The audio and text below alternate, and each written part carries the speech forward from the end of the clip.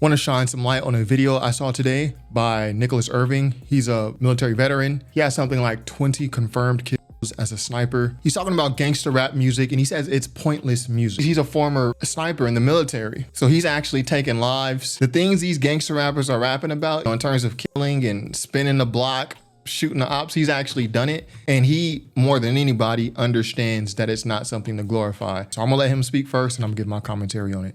I'm good with the gangster rap stuff. It's pointless music, my opinion. I think it's pointless, it's polluting minds. It causes people to believe that they can go out and do these things and be a certain way because of what they heard on a rap lyric or something like that. I just think it all keeps perpetuating the same thing. The more you rap and talk about this type of lifestyle, it's gonna keep going. There's no end to it. Not saying Did you see it get any better? No. It's been like this since, what, 90s? The furthest back I can remember was Tupac, Biggie. That's it, and I was alive for that. And I remember like that vibe growing up. But that's just the nature of what seems like the industry, the business, which is crazy. You never heard of like Garth Brooks and Toby Keith like butting heads and want to do a drive-by on one another, you know? Taylor Swift and, I don't know, somebody else. You never hear about that. It's just in the rap game. It perpetuates a lifestyle that 99.9% of the people preaching it have never lived, and it influences masses because they look up to these people and they go out and do stupid stuff, and then it destroys an entire generation of people.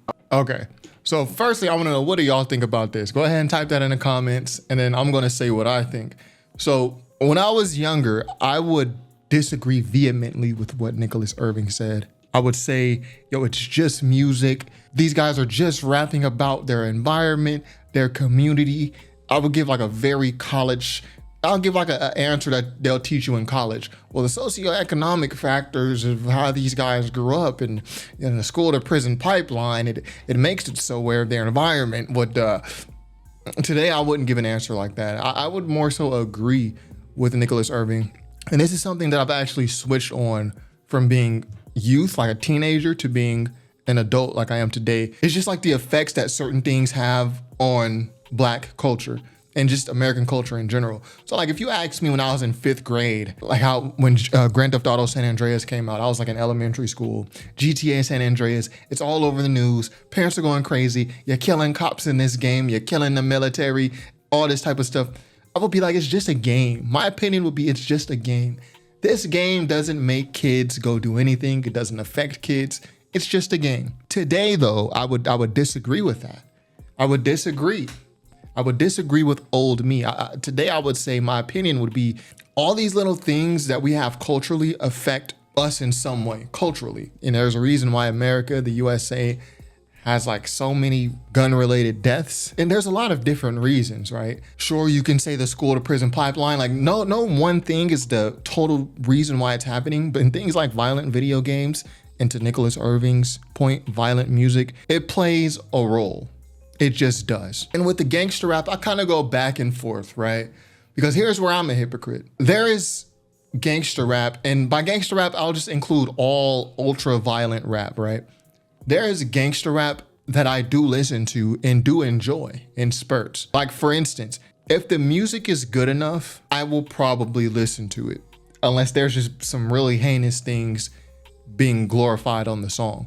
Like for instance, Rock Marciano. A lot of his bars are about guns. Makami, a lot of his bars are about guns. Yo, I'll flip you like. Like he's not talking about gymnastics, you know, when he says I'll flip you. But lyrically, it's potent enough to where I can stomach it. Or even someone like Draco the Ruler. Some of his music, there's a lot of humor and there's a lot of funny references despite the content, the other content, the gangster, the violent content. So I can stomach it. I'm not on one side of the fence saying this is wrong or this is great, because there is music like this that I enjoy, but I won't pretend like it doesn't affect the culture in a negative way. And I know what the common response to this will be. Well, Troy, people are just talking about their experiences, their environment, right? Look at NWA, early days, look at NWA. The people who want to reference NWA, I just challenge you to go listen to that first NWA album. That album is not like, yo, I'm about to kill everybody in the neighborhood. I'm killing all blacks. I just smoked a dude. That's not how that first NWA album goes.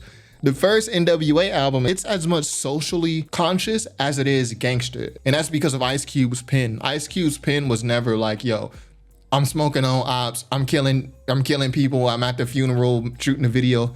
Ice Cube's raps was always more political, kind of like Public Enemy, like Chuck D to an extent. It wasn't until Ice Cube left NWA and on that second album by NWA where the raps got really weird. And y'all can go listen to that second NWA album. That's more equivalent to what we get nowadays. That album just has some really weird moments on it. I'm not gonna even say some of the stuff that's on that album, but that first NWA album isn't really a good example of a gangster rap. It's more socially aware. It's more in the line of Public Enemy than it's in the line of Daz Dillinger and DJ Quick, you know, banging on wax. It's more in the line of Public Enemy, the first NWA album. And to still man the argument, I would understand the people who say, yo, these people, they're talking about their environment, the things they come from. This is their way out. Again, this is like the college answer. This is what someone like a white liberal in my college class who has no idea about where I come from or hip hop at all. To me, that answer is like what they're taught to say. So they're not judging something they don't understand. Coming from these neighborhoods, and I'm pretty sure like most of us come from the hood, right? So when people give this, yo, it's their environment, it's what they had to do to get out. No, like the hood is actually filled with just productive people, productive members of society, raising families, going to school or working. Like they're all from that same environment.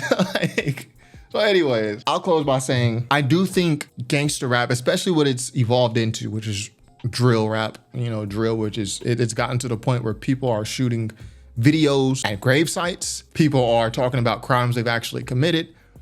It's gotten to that point. I do think it's harmful and I do think it's pointless. And I do think it's a negative on the Black community, Black American community. It's a negative, like it's a stain on our community. It's really pointless music. When you listen to it, they're really not talking about anything. And then the youth are emulating this. And again, this is not an opinion I would have when I was in 5th grade, but I was in 5th grade, like I was like 9 or 10. As an adult, this, like I can see like the negative effects that it has. So I'm more inclined to agree with Nicholas Irving here, to be honest. I do think it's pointless music. And this is a guy who's he's a former sniper in the military. So he's actually taken lives. The things these gangster rappers are rapping about, he's, you know, in terms of killing and spinning the block, shooting the ops, he's actually done it. And he, more than anybody, understands that it's not something to glorify. That's all I got for today. What do y'all feel about gangster rap music? I know a common response is gonna be, these people, they're just taught that it's their environment. This is where they come from. To that point, I would just respond by, it's a lot of people that grew up in that same environment as them, their neighbors, who do not get into that. It's almost like a cop-out excuse. These guys make choices. It's not their environment. Like the large majority of these guys make choices. They made the choice to be degenerates. It's not just that their environment churned them out like that. Like their neighbors are from that same environment. Their friends probably have parents who, you know, were in a similar bad situation. One parent or drug parents. Like we make choices at the end of the day. The vast majority of us. Now, are there some people who are, you know, in the hood who were raised like child rebel soldiers? They had literally no chance to do anything in life except murder, kill, sell drugs, and just rap about it. And glorify? Are there some people in the hood like that? I'm sure there's some small percentage, but by and large, these people are making choices. And before you go, like Troy, you're on your high horse.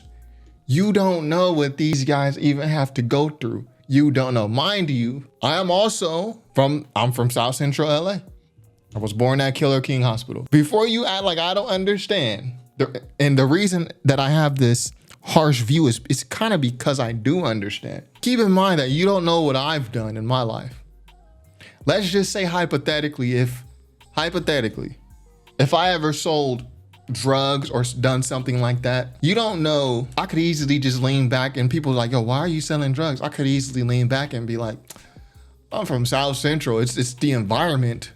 It's the environment that I was raised in. Like, look at my socioeconomic status. We grew up and both my parents worked hard and, you know, we was home alone at times. So in my environment, I sold drugs. It's just what I had to do. I could easily just fall back on that excuse. Or I could just be real and be like, yeah, it was the easier thing to do. I could have just got a part-time job at Marshall's, you know, and worked 20 hours a week while going to school. Or I could just sell this pack and make that same money in a couple of days. Like, we speaking hypothetically though, but it's about being real about it. It's about being real. Like, I'm not gonna come back and be like, well, my environment, I'm gonna be like, no, hypothetically, I did it because it was the easier thing to do.